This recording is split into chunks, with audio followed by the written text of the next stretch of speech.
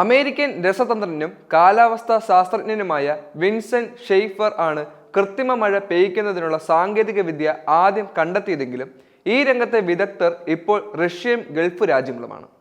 ഇവർ ഇടയ്ക്കിടെ വൻതോതിൽ കൃത്രിമ മഴ പെയ്യിക്കാറുണ്ട്. എന്നാൽ ഈ സംഭവം 1946-ൽ കണ്ടുപിടിച്ചിട്ടും അമേരിക്കയ്ക്ക് ഇപ്പോഴും അത് ഫലപ്രദമായി ഉപയോഗിക്കാൻ കഴിയുന്നില്ല എന്നതാണ് യാഥാർത്ഥ്യം. അതുകൊണ്ടാണ് അമേരിക്കയെ ഇപ്പോൾ കാട്ടുതീ വിഴുങ്ങിക്കൊണ്ടിരിക്കുന്നത്. കാലിഫോർണിയ സംസ്ഥാനത്തെ വിവിധ മേഖലകളെ വിഴുങ്ങിയ അസാധാരണമായ കാട്ടുതീ വിതച്ചത് വലിയ നാശങ്ങളാണ്. നരകത്തെക്കുറിച്ചുള്ള പുരാതന ഭാവങ്ങളെയെല്ലാം അതേപടി പകർത്തിവെച്ചതുപോലെയാണ് ലോസ് ആഞ്ചലസിൽ നിന്നുള്ള ഇപ്പോഴത്തെ കാഴ്ചകൾ.